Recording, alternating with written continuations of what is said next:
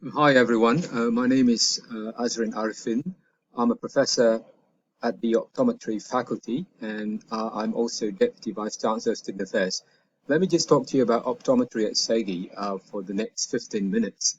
The program is offered in the Faculty of Optometry and Vision Sciences and it takes 4 years to complete the program.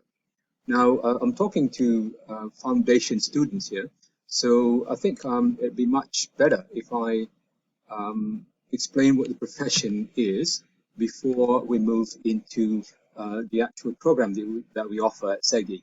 Now, I'm going to say two things here, and the first one is what is optometry, and the second one is details about the optometry program at SEGI University. Now, what is optometry? You've seen that many people wear spectacles, and a good 50% of our population would need spectacles to see clearly.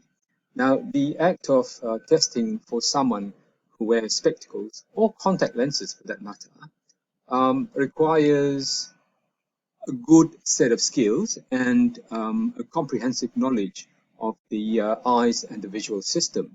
So that's what optometry is all about. It is not opticianry. It's not just about selling glasses or providing spectacles and contact lenses to clients or customers. Optometry is a healthcare discipline, and we are, in fact, regulated by the law in Malaysia. It's called the Optical Act, which was enacted in 1992. Now, the three O's, as we would normally refer to when it comes to eye care, would be the ones that I have listed on this slide. We've got ophthalmology, ophthalmologists, the practitioners are called, and these are medical doctors who have spent 5 years of medical school with another good 4 or 5 years of postgraduate training. And they are eye surgeons, they are ophthalmologists or ophthalmic surgeons, if you like. Optometry is somewhat non-medicine, and it requires 4 years of undergraduate degree program, and the practitioners are referred to as optometrists in the British Commonwealth. In North America, if you were to Google the website that shows optometry and optometrists, you'll find that in North America, in some parts of Australia, optometrists are addressed as doctors. That's because they've got a postgraduate qualification. Now, in Malaysia, we follow the British qualification, which is at the level of the bachelor's degree. Optical dispensing is a profession which is quite common. Actually, it's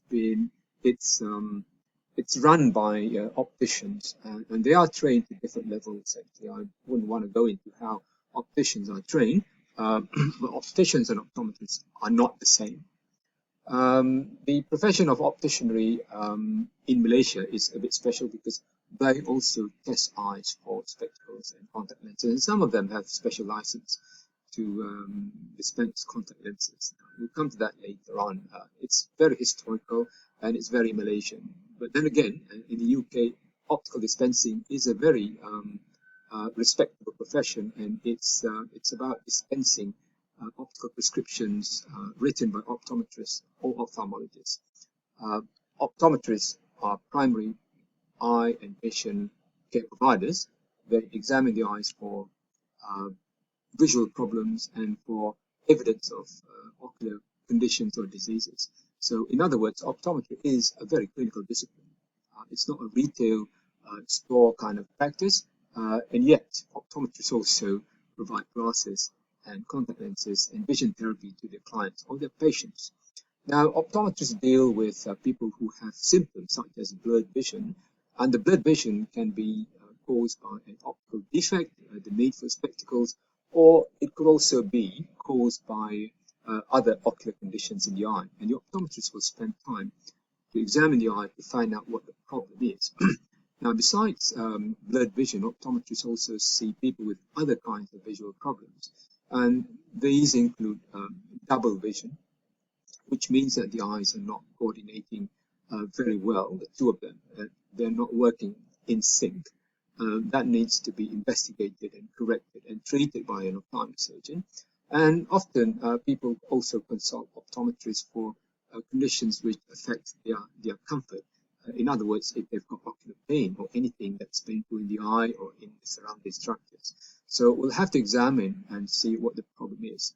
Optometrists rarely see these conditions, but they often, and they also appear at the doorstep of optometrists. People with what we call in Bahasa Malaysia juling, squint. They have problems with the extraocular muscles that move the eyes. Now, as I said, optometry in Malaysia is regulated by law. We have optometrists, we have opticians, and the Act was actually gazetted in 1992. It came out in 1991. This is the front page of the Act. It's a bit dated now, and it's undergoing revision. So what we're saying is, according to the Act, optometry is not a medical profession. It's an independent profession. Nevertheless, it's not an allied profession, not allied at all, and it is actually, it is actually regulated by a body called the Malaysian Optical Council. So optometrists examine their patients for problems of the visual system and also any ocular condition problems, which means ocular diseases, and they manage these dysfunctions and disorders by prescribing optical appliances and also by referring the patient to a medical practitioner. Now, the definition of optometry is shown here. It's very mouthful. And what do optometrists do? Yeah, see patients for glasses or contact lenses, and we perform examinations such as refraction, and the spectacles have to be accurate, and we help make sure, or we examine eyes for their ocular health.